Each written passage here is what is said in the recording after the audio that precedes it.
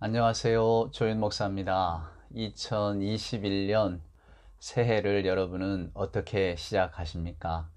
저는 로마서와 더불어 함께 시작을 해볼까 합니다. 그동안 누가복음 그리고 사도행전 이렇게 읽다 보니까 1년이라는 세월이 휙 지나왔군요. 코로나 때문에 여러 가지로 근심하고 염려하는 시간도 많았지만은 그러나 누가복음 사도행전을 쭉 하면서 저는 하나님의 은혜를 많이 느끼고 또 체험할 수 있었습니다. 누가복음 사도행전을 읽다 보니까 자연히 그 다음에는 로마서로 이어지게 되는군요. 사도 바울이 로마에 꼭 가고 싶어 했잖아요. 왜냐하면 사도 바울은 로마 교인들하고 잘 유대 관계를 맺어서 그가 이제 스페인 선교를 꼭 한번 해보고 싶은 소망이 있었기 때문에 그래서 사도 바울은 이제 로마 교인들에게 이렇게 편지를 보냅니다. 그게 바로 오늘 우리가 읽게 되는 이제 로마서인데요. 흔히 여러분 로마서 하면 뭐 성경 중에 백미라고 말하는 분도 있고 또 여러분도 성경 중에 어떤 책을 읽고 싶으세요? 그러면 로마서를 읽고 싶다라고 하는 분들이 많이 계십니다. 왜냐하면 우리 기독교 신앙에 정수가 이 로마서에 들어있다고 많이들 생각하기 때문입니다. 그래서인가 이 로마서에 관한 책들이 너무 많아요. 그래서 저도 로마서를 여러분과 함께 읽어야 되겠다 생각하면서 문득 든 생각이 이게 명창들 앞에서 노래 부르는 거 아닌가라는 생각이 들었어요. 수많은 명창들이 이미 부른 이런 명곡을 또 제가 다시 리메이크해서 부른다는 것이 얼마나 좀 쑥스러운 일입니까? 부끄럽고 또 창피한 일이기도 하지요. 그러나 뭐 명창들의 노래만 노래인가요? 자기 나름대로의 노래를 부르는 것도 중요하다고 생각을 했습니다. 그래서 저는 제가 생각하고 또 제가 느끼고 제가 읽고 은혜 받았던 내용을 여러분과 함께 나누어 보려고 합니다. 이 로마서가 주는 뭐 하나님의 말씀은 여러분 뭐 여러 모양으로 우리에게 감동을 주시니까요. 제가 받은 감동을 여러분과 나눌 때에 여러분도 그 감동을 같이 느껴보시기를 바랍니다. 그래서 저는 아주 쉽게 그리고 또 이 로마서 전체에 걸쳐 있는 내용을 한번 여러분께 편안하게 들려드리려고 합니다. 여러분 한번 올해에 2011년 올해에 내가 로마서 한 권은 꼭 읽어야지라고 마음을 먹으시고 제 동영상을 이렇게 쭉 보시면은 우리가 함께 로마서를 공부하는 기쁨이 있을 줄 압니다. 여러분이 로마서라고 하는 게 결국 편지글이잖아요. 바울의 서신서가 편지글입니다. 그러니까 굉장히 좀 사사로운 내용이 담겨 있죠. 저는 편지하면 생각나는 게 그 1998년에 경상북도 안동에서 이렇게 묘를 이장하는 가운데 그 이렇게 미투리 머리카락을 섞어 짠 미투리하고 그 다음에 그 편지가 발견이 됐잖아요. 그러니까 조상의 묘를 염습을 하려고 이장을 하려고 묘를 이렇게 했더니 그 시신이 염습한 채로 그대로 있는 겁니다. 썩지 않고. 근데 놀라운 것은 그 옆에 머리카락을 넣어서 짠 미투리가 있고 또 편지글이 있기 때문에 그 500년 전의 사연이 후세 사람들에게 알려지게 된 거죠. 그 편지글의 내용을 보면 이제 원희 엄마라고 되어 있는 거 보니까 5살짜리 아들이 있었다고 그 편지글에 보면 나와 있으니까 그 아마 5살짜리 아들이 원희였던 모양입니다. 그리고 이 남편은 31살이고 중병에 걸렸어요. 아내가 마침 태중에 또 아이도 있던 모양인데 그 남편의 낳는 것을 기원하는 편지를 거기다 집어넣은 겁니다. 이제 편지를 썼겠죠. 우리 세상 사람들 다 우리 같이 사랑을 할까요? 머리가 휘어질 때까지 다 사랑하자고 해놓고 당신이 이렇게 알아눕고 이러시면 어떡합니까? 뭐 이제 이런 내용이죠. 근데 여러분 머리카락을 이렇게 집과 함께 엮어서 미투리 신발을 짰다는 것은 옛적의 사람들이 머리카락을 넣어서 짜면 이제 장수한다. 병을 낫는다 이런 생각을 갖고 있었나 봐요. 그러니까 그 신발이 있는 거죠. 그러니까 31살의 가장을 둔 한 젊은 부인이 5살짜리와 태중의 아이를 갖고 있는 여자가 남편이 낫길 이렇게 간절히 기도를 했었구나. 그러니까 그 무덤의 주인의 사연이 알려진 거죠. 이게 편지글이라는 게 여러분 이런 겁니다. 지극히 사적인 내용이지만 그 사적인 내용을 알게 될 때에 우리가 그 관계들을 다 훤하게 볼 수 있잖아요. 이게 사도 바울이 쓴 이 로마서도 여러분 그냥 사도 바울이 어느 날 문득 내가 오늘 좋은 이야기를 좀 들려드리겠습니다, 이런 마음으로 쓴 게 아니고, 아까 말씀드린 것처럼 사도 바울은 로마 교인들에게 바라는 게 있었어요. 그건 뭡니까? 사적인 욕심이 아니고, 내가 스페인에 가서 복음을 전하고 싶은데 그러려면 로마가 근거지가 돼야 되고, 로마의 교인들이 나를 일종의 파송을 해줘야 되는 어떤 그런 마음을 갖고 있었기 때문에, 로마에 있는 교인들, 로마에도 가정교회가 많았잖아요. 이게 가정교회들에게 편지를 좀 내가 보내야 되겠다, 그러니까 내가 누군가를 알려야 되겠다라고 하는 마음을 먹은 겁니다. 왜 바울이 이런 마음을 먹게 됐냐면, 바울은 고린도에 가면 고린도 교회를 세우고 데살로니가에 가면 데살로니가 교회를 세웠잖아요. 근데 사도 바울이 로마라고 하는 곳에 교회를 세운 적이 없습니다. 그러니까 로마에 있는 교회들은 사도 바울을 잘 몰라요. 그러면 바울은 로마에 있는 교회들을 어떻게 알게 됐는가? 여러분 잘 아시는 브리스길라, 아굴라, 이 사람들이 전부 다 로마 교회 출신이잖아요. 자, 일이 이렇게 된 겁니다. 로마에 그러면 교회가 어떻게 생기게 됐느냐? 바울이 이렇게 전하지 않았으면 어떻게 생겼을까? 우리가 오순절 성령 사건을 너무 잘 압니다. 유대인의 절기 때에 유대인들이 다 예루살렘으로 모여들잖아요. 로마에 살고 있던 유대인들도 많았습니다. 이미 유대인은 다 디아스포라, 다 흩어졌었잖아요. 그러니까 그 로마에 살고 있던 유대인들이 절기를 맞아서 예루살렘에 온 겁니다. 거기에서 무엇을 목도합니까? 맞습니다. 베드로와 사도들을 통해서 부활하신 주님에 대한 이야기를 듣고 그들이 성령에 충만하여져서 복음 전하는 소리를 듣게 되었다, 그 말입니다. 그래서 그 사건을 접한 사람들이 로마로 돌아와서 교회를 만든 겁니다. 그들은 비록 예수님의 제자들로부터 가르침을 직접 받은 적도 없고 사도 바울처럼 전도자가 와서 복음을 전한 적도 없지만, 오순절 성령 사건을 통해서 감동된 사람들이 로마로 돌아가서 자생적인 예수를 믿는 기독교회를 만들기 시작하는 거예요. 그럼 여러분 한번 생각해 보세요. 자, 로마 사회에도 많은 유대인들이 살고 있었습니다.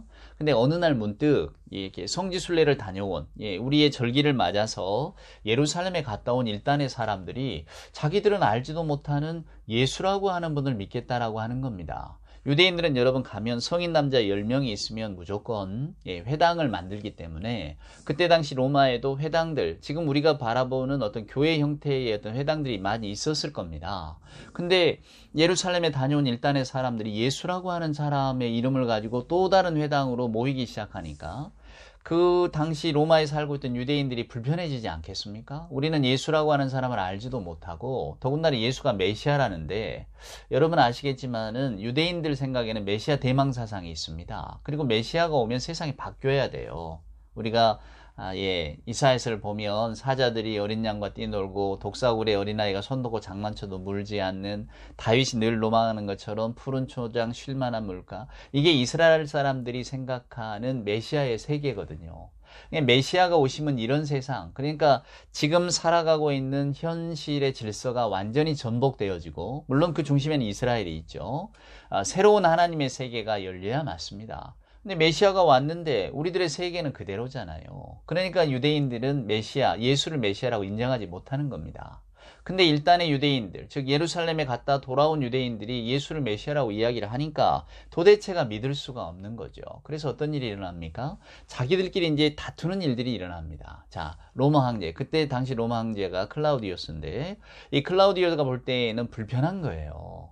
아니, 로마에 와서 빌붙어서 하는 유대인들이 자기들끼리 신앙을 가지고 투닥투닥하고 시끄럽게 한다, 이게 못마땅한 거거든요. 더군다나 그때 당시 통치의 어떤 그 기술 중에 하나는 누군가 이렇게 혐오하고 비난받는 대상을 만들어 놓음으로써 사람들의 마음을, 사람들의 분노를 그쪽으로 폭발을 시키면서 정치를 안정화시키는 그런 전략들이 있었잖아요. 그러니까 이 클라우디오가 그런 것들을 시비 삼아서 유대인들을 다 쫓아내버립니다, 로마에서. 그래서 로마에서 추방되어져 나온 사람이 누구냐면 브리스길라와 아굴라가 있었던 거예요. 그들이 이제 사도 바울이 고린도에서 복음을 전할 때 서로 만나지 않았겠습니까? 좋은 동역자가 된 거죠. 그리고는 이제 다시 그 클라우디오의 어떤 이렇게 흩어져라는 명령이 해제가 돼서 다시 이제 로마로 돌아갔단 말이죠. 그러니까 바울을 그렇게 해서 쫓겨난 유대인들이 바울과 만나고 교제하고 다시 이제 예수에 대한 이야기를 또 들었지 않겠습니까? 바울이 이제 그 이방인의 사도로 나서서 복음 전도를 했으니까. 그래서 이 사람들이 이제 다시 로마로 돌아가게 돼서 돌아갔는데, 여러분 이제 반대 현상이 나타나기 시작한 겁니다. 자, 그때에, 즉 클라우디오가 다 유대인들 흩어져라 하기 전에는 교회의 중심이 누구였냐면 유대인들이었습니다. 유대인들이 복음을 전하고 당시 더불어 살아가는 로마 사람들 가운데 우리도 한번 그 새 도를 배워보고 싶다라고 하는 사람들이 있었다면 그 사람들을 다 맞아 주었거든요. 자, 그 사람들을 맞아 주고 시작을 했습니다. 그게 교회의 출발이었죠. 그러니까 그때 당시 교회의 주류, 교회의 중심 세력은 유대인들이었다 그 말입니다. 그런데 유대인들이 로마 황제의 명을 따라서 추방됐다가 다시 돌아왔는데 로마에 그럼 교회가 없어졌겠습니까? 없어지지 않았습니다. 교회가 그대로 있었어요. 근데 유대인들이 쫓겨가고 난 그 빈 교회들을 그럼 누가 지키고 있었느냐? 예. 이방인 그리스도인들이 지키고 있었던 겁니다. 로마에 살고 있던 이방인들. 로마는 그때 당시 세계의 중심이니까 유대인뿐만 아니라 각양각처에서 모든 민족들이 몰려오지 않았겠습니까? 그 사람들이 함께 더불어 살면서 어찌됐건 교회라고 하는 공동체를 만들어 놨는데 유대인들이 쫓겨나가니까 그 남아있던 사람들이 교회를 지킨 겁니다. 그런데 이제 다시 유대인들이 돌아왔다 그 말입니다. 그리고는 뭐라 하겠습니까? 내 집이니까 내 집 내놔라 하지 않겠어요? 사람 사는 세상은 여러분 예나 지금이나 별반 다르지 않습니다. 우리가 예수 안에서 늘 새롭게 된 공동체를 꿈꾸지만은 사람이 새롭게 되는 것이 쉽지가 않잖아요. 사람이 변하는 것은 주의 영에 사로잡힐 때 변할 수 있는 겁니다. 우리는 우리 의지를 가지고 변하려고 하니까 자꾸 실패하고 잘 안 되는 거죠. 언젠가는 우리도 다메섹 도상의 바울과 같이 예수 그리스도를 그렇게 성령으로 체험하고 정말로 내가 내 삶은 하나님 앞에서 온전한 삶으로 사는 것이 바람직한 일이다 라고 하는 어떤 인생관, 세계관의 변화가 올 때에 저와 여러분의 삶도 좀 극적으로 변화하지 않겠습니까? 그러기 전까지는 우리가 늘 예배를 통해서 또 말씀을 통해서 여전히 변하지 않는 우리들의 연약함을 돌아보면서 우리도 어떻게 하면 조금 더 하나님이 기뻐하시는 삶을 살 수 있을까 고민하고 때로는 그러지 못한 후회하고 그런 어떤 인생을 살아가는 것이죠. 자, 그래서 로마 교회에도 마찬가지입니다. 그동안의 교회를 지키고 있었던 유대인들이 있었다 그 말이에요. 그 이방인들이 있었는데 이제 쫓겨나갔던 유대인들이 다시 돌아오게 됐어요. 자기들이 떠나고 없어서 다 무너질 줄 알았더니 그걸 지키고 있었더라 그 말입니다. 그 가운데 로마인도 있었을 테고 이방인들도 있었을 테고 갈등이 생겨나는 겁니다. 돌아온 유대인들은 여전히 우리가 주인 노릇을 해야 되겠다 이렇게 생각했는데 또 남아있는 사람들은 아니 당신들 없는 사이에 우리가 다 교회를 지켰다 이거 아니겠어요? 서로 안방을 차지하겠다고 곤란한 점이 많았다 그 말입니다. 그런 이 소식이 왜 여러분 사도 바울에게도 안 전해졌겠습니까? 사도 바울은 자기 형제와 같던 브리스길라 아굴라가 이미 로마로 돌아갔는데 말이에요. 그러니까 아마 그들을 통해서 들었든지 누구를 통해 들었든지 바울이 들었겠죠.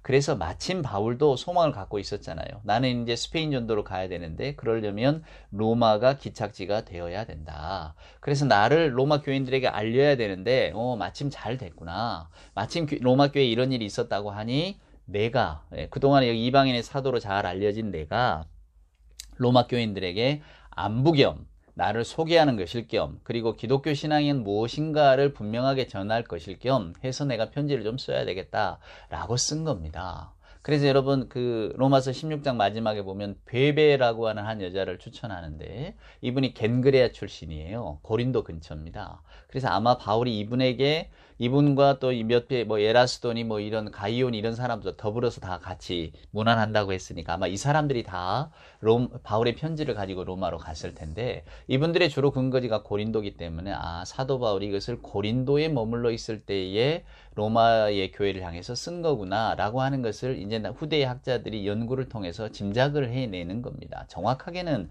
어디에서 몇 년도에 썼는지 알지 못해요. 보통 한 56년에서 59년 사이에 특별히 사도행전에 보면 바울이 3차 전도여행을 다 끝내고 이제 예루살렘을 향해서 가려고 하잖아요. 각지에서 모여진 이 그 수재의원금 같은 헌금을 가지고 예루살렘 교회에다가 그것을 갖다 주고 또 교회 부조하면서 교회도 돕고 또 자기 선교 사역도 보고할 겸 예루살렘으로 가려고 준비하는 그 과정 속에 고린도라고 하는 도시에서 한 3개월 정도 머문 이야기가 사도행전에 등장합니다. 근데 그때 아마 썼을 것이다. 그래서 사도 바울이 데살로니가서, 고린도서, 이렇게 고린도 교인들에게 데살로니가 교인들에게 보내는 편지 그 이후로 지금 이제 로마서가 쓰여졌을 것이다. 사람들이 이렇게 추측을 합니다. 자, 그래서 사도 바울은 그 목적을 가지고 오늘 로마 교인들에게 이 로마서라고 하는 편지를 써 보냅니다. 그래서 여러분, 이 로마서의 주된 내용은 그럼 무엇이겠습니까? 첫째는 이 유대인들과 비유대인들의 갈등을 달래야 되잖아요. 그래서 여러분, 이제 저와 함께 로마서를 읽어보시면 알겠지만 로마서에는 사도 바울이 복음이 먼저는 유대인에게 전해졌습니다. 우리가 그것을 무시하거나 간과해서는 안 됩니다. 즉 유대인의 우선권을, 유대인의 장자권을 인정을 해줍니다. 그럼에도 불구하고 복음이라고 하는 것은 그러면 유대인들에게 한정된 것이냐? 아닙니다. 이방인에게도 이제는 그리스도 안에서 모든 경계가 다 허물어졌습니다. 이스라엘을 매개로 해서 복음을, 하나님의 뜻을 알려주시고 하나님의 섭리를 이렇게 보여주셨던 하나님께서 이제는 예수 그리스도를 기점으로 모든 사람들에게, 이 땅의 모든 사람들에게 하나님의 구원 소망이 있음을 알려주는 그런 신호탄이 되었습니다 라고 하는 것을 사도 바울이 로마서를 통해서 또 증거하고 있는 거죠. 그러니까 먼저는 유대인에게, 유대인을 인정해 주면서 그럼에도 불구하고 지금 복음은 모두에게 라고 하는 것을 분명히 짚고 넘어가는 것을 우리는 로마서를 통해 볼 수 있습니다. 그러니까 로마서를 읽기 전에 이 내용을 좀 알고 읽으시면 사도 바울이 왜 자기도 유대인이라 유대인을 앞세우는가? 이런 생각들은 이제 내려놓게 되시고요.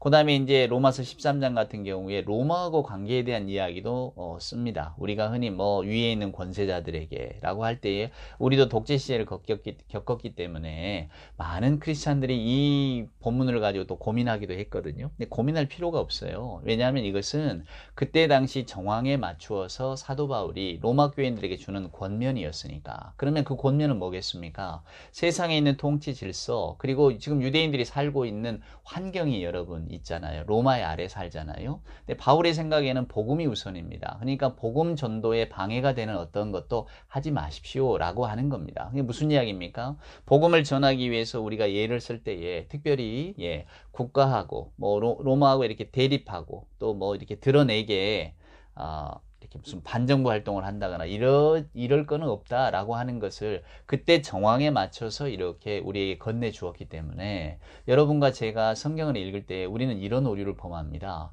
제가 가지고 있는 정치적인 신념, 또 제가 옳다고 판단하는 것들을 가지고 성경 말씀을 끌어와서 거기에 어떤 지지를 받고자 하는 거죠. 그러면서 성경 말씀을 보라. 이런 구절이 있다. 어떤 분은 이걸 가지고 그래서 우리는 반정부 투쟁을 하면 안 된다. 이렇게 말을 하기도 하고 또 어떤 분들은 무슨 말이냐? 뜻없이 무릎 꿇는 게 우리 그리스도인이 아니지 않느냐? 주님이 기뻐하시는 일이라면 뭐 아무리 정부가 뭐란 일을 하더라도 그건 아니지 않느냐라고 나가야지 이런 생각들을 하게 됩니다.